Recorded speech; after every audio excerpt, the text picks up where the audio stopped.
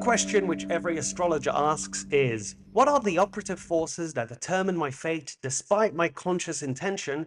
And every psychoanalyst wants to know, what are the unconscious drives behind the neurosis? That is what Carl Jung asks in his book, Civilization in Transition. To simplify this in language we can all understand, how much does, let's say, our DNA, an example of the microcosm, affect our behavior? And externally, the macrocosm, how much does the outside world shape the individual? Are we affected by seasons of time as much as leaves are on a tree? And therefore, how much control does an individual have? Are we fated, destined to go in a particular direction? Or do we have a choice? And oftentimes, to win us to our harm, the instruments of darkness tell us truths, win us with honest trifles, to betrays in deepest consequence. That's what warns Banquo in Act 1, Scene 3, as he fears Macbeth is being manipulated by the witches, and therefore isn't exercising free will. Key studies, such as those by Benjamin Libet, a pioneer in the field of human consciousness, have shown that brain activity related to decision-making occurs milliseconds before individuals become conscious of their choices. This has led to some neuroscientists to argue that free will might be an illusion, as our brain may determine our actions before we consciously decide. Again, in simpler terms, an example, if someone was once bitten by a dog, their behavior around that animal will likely be affected in the future, consciously or unconsciously. Their choice in their behavior is determined by a cause that stems from a point in space and time that they didn't have control of. That is why context, exposition plays a critical role in storytelling. Why is someone today the way they are? Do we look to their past for answers, or does their desired future pull them in a particular direction? And in grander terms, if a necessary event in the future must happen for the safeguarding of our universe, do elements, people, actors converge in such a way that they are chained to a forward momentum, sticking to a script like atomic toys in a dollhouse? And if so, I wonder, when one knows they are subject to a sacrificial journey, is there solace in seeing the cosmic breadcrumbs that leads them to the fire? Spiritual signposts suggesting that they are in cahoots with the universe, and therefore there is nothing to fear, for I am it and it is me, and there is no separation from the whole. Universe, from the Latin uni, one, and versum, versus, as in to turn towards. Universe means all things turned into one. Cosmos, from the Greek word for order, emphasizing its orderly, harmonious, structured nature. And other cultures refer to it in a similar fashion. Brahmanda in Sanskrit, translating as cosmic egg, symbolizing the universe's cyclical creation and destruction, and perhaps why humans are so fascinated with the question of what came first, the chicken or the egg. Wakantanka, from the Lakota people in Native American spirituality, comparing the universe to a great mystery, referring it to the sacred forces that encompasses the universe, embodying both the physical and spiritual worlds. Taiji, in Chinese Taoism, represents the universe in its undivided holistic state before its differentiation into yin and yang. There's so many ways to understand and feel the universe. I, Eric Lampere, am currently unsure of where or when I am, who or what, and so I have to use Occam's razor to keep myself grounded. Occam's razor is a philosophical principle that can be used when faced with competing hypotheses or explanations for an event or phenomenon. The simplest one, meaning the one with the fewest assumptions, is usually the best choice. Usually. My hypothesis, which has been exposed by many across many works of art, literature, movies, song, is that I am here and now, but also elsewhere, parallel across the multiverse, quantumly entangled through many layers of dream, and therefore in confusing yet personally visible communication, there are bridges so that we can meet, me and me, shaking hands, and it's only after the encounter that I look back and wonder whether I was speaking with myself. These signs, hints of the afterlife, of whispers from a director to an actor, may be attributed to spiritual guidance, clues in a set design for a movie or a video game, or just hallucinations from a person prone to psychosis. According to my calendar, my clock. Today's date is the 13th of August 2024. I assume I'm in the United Kingdom, where many protests have turned into riots, fueled by a variety of fiery emotions such as anger, sadness, guilt, confusion, loneliness, and many more components that make up a complex situation, prompting people to instinctively react, oftentimes viscerally, and are thus thrust in a particular direction. By the time they question their decision making, it is too late to return to the source of their choice. We have to take responsibility for our actions, our words, even if this flows through us, humans as conduits, as if we were not only participants in the creation of events, but witness, audience members in a biological machine that can move around the movie studio to get a different camera angle of the action, another perspective. What is inside a frame is what the creator, the artist, wants the audience to see, and we must sometimes ask ourselves, what is outside of that frame? Has anything been purposefully left out? Thank you for joining me on this episode of Art of the Covenant. If you're joining me for the first time, welcome. I would recommend you start from the beginning of this podcast, but maybe you don't have to. It might be fun to experience the story in its midpoint and then work backwards. Today, I will continue sharing my story of how I experienced complete memory loss, the events that led to my amnesia, from emerging out of my hypnotherapy to day zero, my personal Nexus event. Thank you so much for joining me on this podcast adventure. It's a little bit weird, a little bit mad, but I really appreciate it. I hope you're enjoying it. Like and subscribe if you do enjoy it. I would really appreciate that. And then also let me know if there's any pieces of art that you love or that you'd like me to explore, and share any comments and basically anything that you'd like. Just basically participate in the comment section below. I would love that. All right, back to the show. I mentioned in the last episode that I was going to speak about my time at the San Diego Comic-Con. I don't actually have much to say apart from sharing gratitude for being there. After this difficult decade, it's a nice feeling to see myself going in a direction that hints to a successful career in the cinematic industry. So, very grateful. One thing that sparked my interest was the symbolic use of the sun in storytelling. At the end of the short film I did, directed by Joe DeVideo, the sun rises and burns me to ashes because the character I played was a vampire. And I understand that I'm looking for answers and therefore I see what I want to see. So my opinion is somewhat tainted. But the movie, which I acted in before my experience with amnesia, seems to hint at what was to come. So I was someone that used people. I used people. Providing balance, I will also say that I didn't mean to do that. I was in survival mode. I was homeless in my late teens. I sold my body to medical science just to get by. I almost died at the hands of student surgeons who operate on my body, and subsequently addicted to morphine and any other drug that could alleviate the physical and emotional pain I was suppressing. So I know why I bulldozed my way through people. I felt alone, abandoned, and it was me against the universe. And I did anything to survive. And so the choices I made, I take responsibility for, while simultaneously appreciating the causes that were rooted in a part of space time I didn't control. So I used people like a parasite, a blood sucking vampire. And then something happened, and I suddenly felt healed and at one with the entire existence of being. My body was no longer separate, but connected to the outside. Other people, the animals, the trees, the wind, the moon, the sun, the planets, the galaxy, the universe, the aliens on other planets, everything, time, the sun, the all-encompassing circle, something I've often been looking at as well. I just stare at it. I don't know why. It's significant storytelling. The sun, death and rebirth, like Apollo descending into unconsciousness and awaking again the next day. A new day en français, un jour, une journée, a journey. When we wake, it is a journey to our sleep into death. The standard path of the mythological adventure of the hero is a magnification of the formula represented in the rites of passage: separation, initiation, return, which might be named the nuclear unit of the monomyth. A hero ventures forth from the world of common day into a region of supernatural wonder. Fabulous forces are there encountered, and a decisive victory is won. The hero comes back from this mysterious adventure with the power to bestow boons on his fellow man.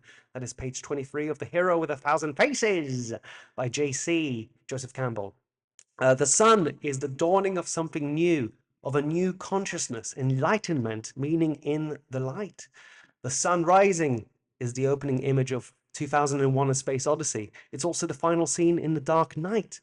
Something new is happening. If you're interested in further explanations on this concept, you should see Dr. Jordan Peterson's lectures on the subject of personality and mythology, specifically the class on The Lion King. And I understand that Dr. Jordan Peterson, on time of recording, from my perspective, has negative press for his supposed fringe views. But I have a feeling that this adverse publicity is made using bite-sized clips of its interviews. Anyone has a shadow, a dark side, and if you solely hone in on those parts, you will not get the whole picture. The lectures in his early years as a professor had a healing quality to my reconstruction, and that's why I'm grateful for his work. Just because someone has done good, however, doesn't mean that they are not subject to judgment or justice if they do something bad. I'm simply saying that tout comprendre, c'est tout pardonner. To understand everything is to forgive. Some associate with left-wing views, others with the right, and I say, hey, you need both wings to fly, baby. Movies. So movies have been good company to me. I've struggled to connect with people, but movies and literature, a whole event carefully crafted and encapsulated into a unit which I can ingest, that connects with me. And I wonder if that's because I understand that I have been born and I have been died. I've experienced both bookends. I invite you to consider the suggestion once expressed by director Stanley Kubrick. If you accept the idea that one views a film in a state of daydream, then this symbolic dreamlike content becomes a powerful factor in influencing your feelings about the film.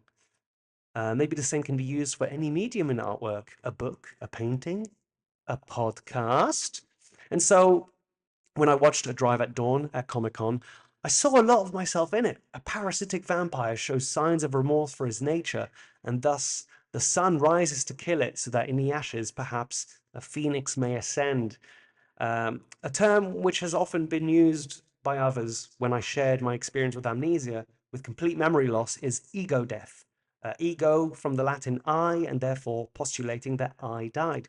And as far as I understand, my physical body didn't die, but the presence inside of it, the awareness operating the machine, did. And now I'm this new thing. I have experienced many synchronous events that are difficult to explain because they are specific to the context in which it occurs, like thoughts and internal dialogue matching with external events, with precision timing, as if there was a back and forth, a conversation with the external, the metaphysical, the universe. And I've considered for a while whether or not to share my story. There are many reasons why maybe I wouldn't. Firstly, I want to avoid ego inflation.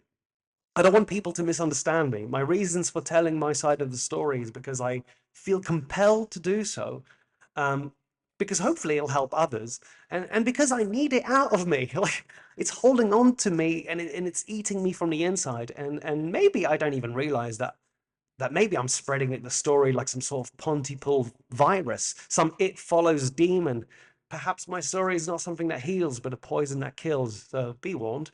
Let me just say this story once, record it for posterity's sake, so that I may reflect back on it, or at the very least, just let go of it. I just want to move on.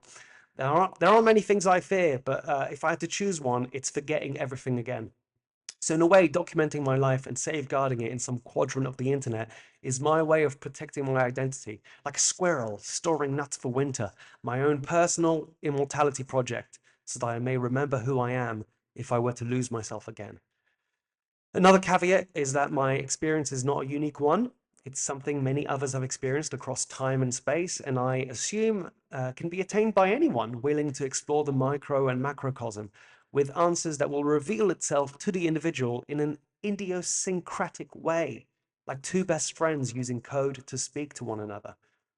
Although to me, it had a gargantuan a gargantuan effect on my life. I hope sharing isn't translated as anything more than just a clown coming to terms with a mad event. Hoping it provides a little entertainment, a little education, and maybe some healing potential. But that's it. If I were to somehow cause an earthquake, I hope to be soothed by my own singing. What you have in the figure of Christ is the actual person who actually lived, plus a myth. And in some sense, Christ is the union of those two things. Sometimes the objective world and the narrative world touch. That's union synchronicity. That's a beautiful way to see synchronicities. But in the interest of balance, let's perhaps consider that those indicators suggest we are chained to time, automation, robots, zombies. In his book, Brave New World Revisited by Aldous Huxley, he writes, a really efficient totalitarian state would be one in which the all-powerful executive of political bosses and their army of managers control a population of slaves who do not have to be coerced because they love their servitude. This idea is central to Huxley's exploration of how modern society might be controlled through pleasure and conditioning rather than force. Perhaps seeing these coincidences, which make me feel in a partnership with the universe, is nothing more than the universe's subliminal ways to control me. I didn't choose a specific artwork this week, apart from the concept of movie making, of storytelling, each scene, each frame, the characters, the set design, the script, the sound, every detail could mean something, and it's perhaps only upon rewatching that you realize there is significance. Acting is unlike other arts, says Natalie Portman in her masterclass, because you're not sitting painting in a room. You're not playing an instrument by yourself. You are working with an orchestra. Last time on Art of the Covenant, Eric shares his thoughts on being an unreliable narrator. Damn it, boss. I was 1 day away from retirement. Get to work, rookie. A man's been murdered.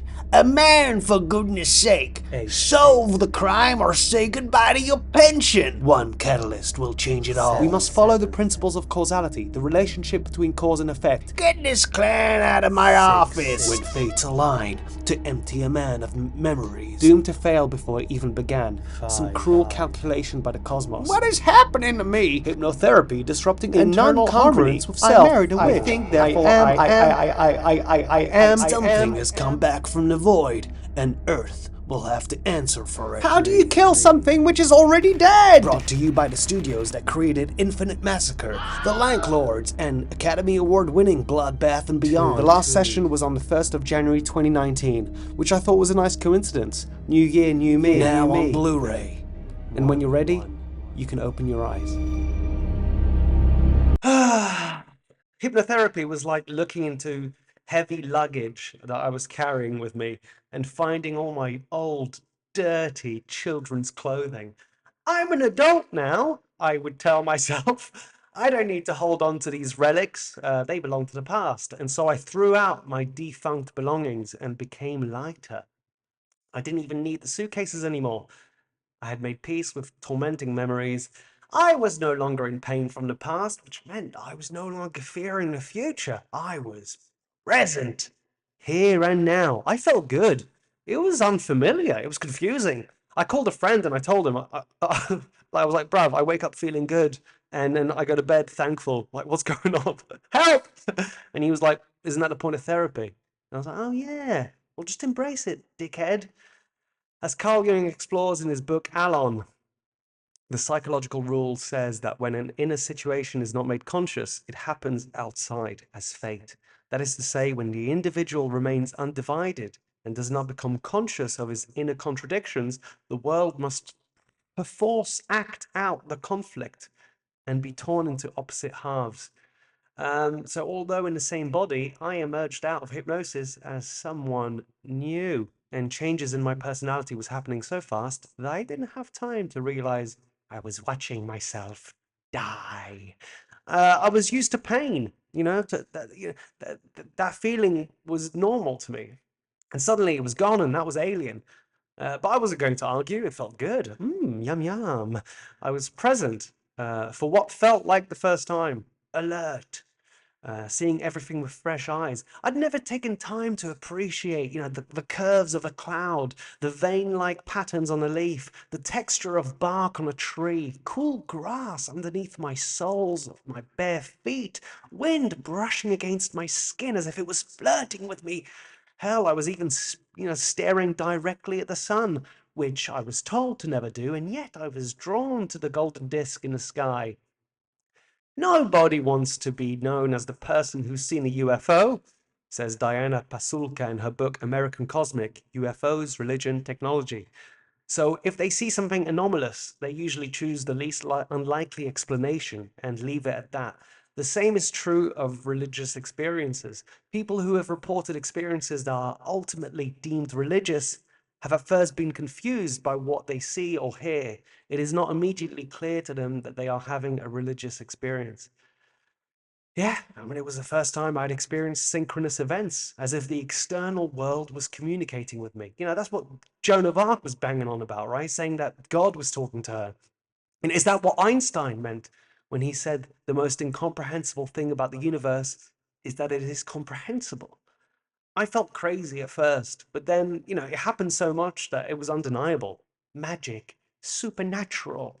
And I couldn't quite tell whether it was magic or like Kardashev style technology, but what I once believed was disappearing. I was suddenly awakened to the suspicion that all interpretations are false, and there was no stopping the implosion of who I once thought I was. A collapse of one belief system meant that I therefore can no longer trust other axioms in cahoots with my corrupted epicenter. It was all imploding. And I was scared, but I was also excited. Like my heart would often beat faster, my palms sweaty, my pupils dilated, taking in more of my surroundings. Ecstasy turned into euphoria. And it was difficult to know what was real, but I had to trust the experience that was presented in front of me. After my divorce, I invited two people to live at my place, two strangers. Once having traversed the threshold, the hero moves in a dream landscape of curiously fluid, ambiguous forms, where he must survive a succession of trials. The hero is covertly aided by the advice, amulets, and secret agents of the supernatural helper whom he met before his entrance into this region. Or it may be that he here discovers for the first time that there is a benign power everywhere supporting him in his superhuman passage. One of these new housemates pointed at a scar on my right hand, and he tells me that it's a stigmata. That's a mark of pain in locations corresponding to the crucifixion wounds of Jesus Christ. And I just thought, is this guy trying to brainwash me?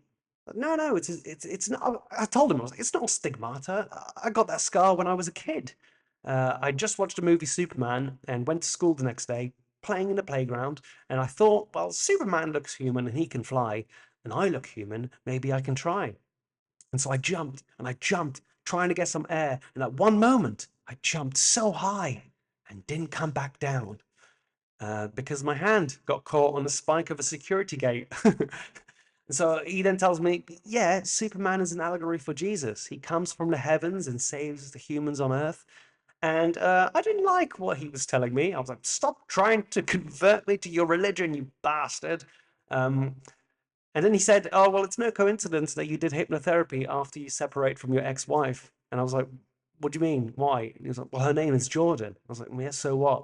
And he's like, well, Jordan is the name of the river in which Jesus washes his sins, just like you did in hypnotherapy. And I laughed. Ha ha ha ha ha! And I brushed his silliness aside because I am an atheist, thank you very much. But what he said was starting to resonate with me. When presented with uncanny coincidences and an array of seemingly unfathomable yet distinctly connected events, it becomes impossible to dismiss what I was witness to as evidence, and then my reality transformed. Suddenly, the magical seemed logical. All this was happening in Los Angeles, the city of angels. I was living in the Miracle Mile district. There was no denying something strange was happening. So I attempt to distract myself with work, as I often do, and there was some work that I'd started prior to my hypnosis. I'm in Hollywood. I'm attempting to garner a name for myself with a script that I was writing. It was a philosophical zombie series about the nature of reality, in which a sentient virus spreads worldwide in an attempt to unify the species. And the protagonist's name is Anestas. She's an American Mexican mother, derived from Anastasia, meaning rebirth, but everyone calls her Anna, right? And seeing as the story deals with the cyclical nature of time, Anna seemed like a fitting moniker because it's a palindrome, right? ANNA works the other way around. The devil is in the details. Now, I was pleased with that name, even though it's a bit of a cliche, but I was pleased with it because I thought of it by myself, but maybe I just imbibed it from other works. Anyway, the screenplay was called Of All Things, exploring the interconnectedness of everything. And a producer had read the pilot episode and enjoyed it enough to request a show Bible, which is a breakdown of the entire series, its logline, character descriptions, the possibilities for future seasons. And I knew the majority of it in my head, but I hadn't written and presented the information for other people's benefit. So it seemed natural to begin that process.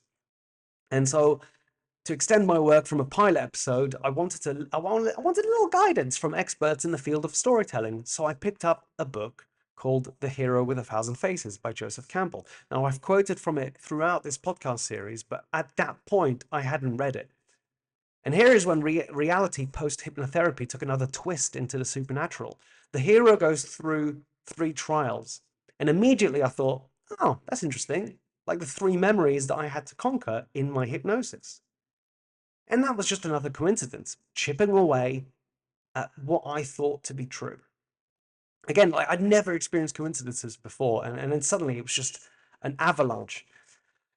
I was like, oh, it's so weird. I start to feel as though I was in the script, in a movie, like that film Into the Mouth of Darkness. Into the Mouth of Madness by John Carpenter. Suddenly, movies felt like documentaries, no longer fiction, but realities. So I returned to my script, to my protagonist, Anna, and I consider my own name. Okay, Eric. That means eternal ruler. I didn't know that. My middle name means Roy, and that's king, and I never thought about it as anything more than, it just means that. But now suddenly that meant something, and my last name is Bright Territory, Lampere. So you can imagine that I was a little confusing, frightening, exciting. I rang my mother and I asked her, I was like, why did you choose the name Eric? And she said, c'est Mémé qui a choisi. It's my great-grandmother that she chose the name. Elle t'a nommé ça après un ami qu'elle a travaillé avec au cinéma. Elle vendait les tickets et lui, il était projectionniste. She named you after a friend that she worked with at the movie theater. She sold the tickets and he was a projectionist. Another catalyst that accelerated the transformation. Do I love cinema or am I destined to?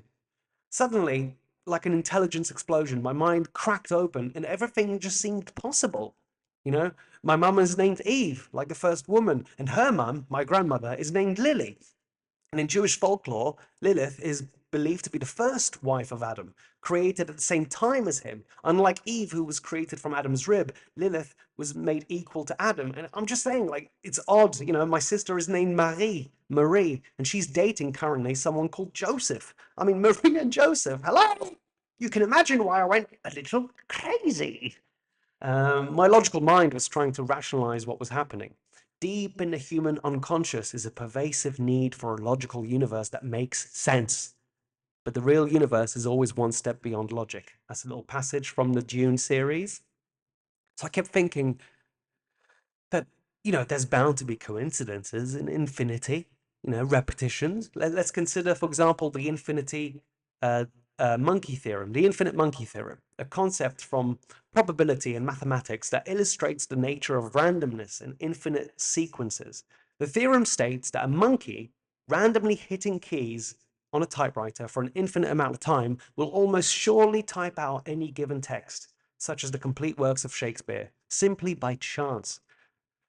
So that's what was happening to me. That's all. Just randomness. Spirituality and religion was actually just mathematics. Do you want to hear my favorite joke, listener? I mean, you're kind of, unless you pause or stop listening to my podcast, you have no choice. Hello, by the way. Do you want to hear my favorite joke, right? What does the B stand for in Benoit B. Mandelbrot? The answer is Benoit B. Mandelbrot. Ha ha! Right, Benoit B. Mandelbrot is a mathematician known for his contribution to the field of fractal geometry. It's the unfolding symmetry found as shapes are dissected at increasingly smaller scales, exhibiting patterns of self-similarity. That's when something looks roughly the same on any scale. So what does the B stand for in Benoit B. Mandelbrot?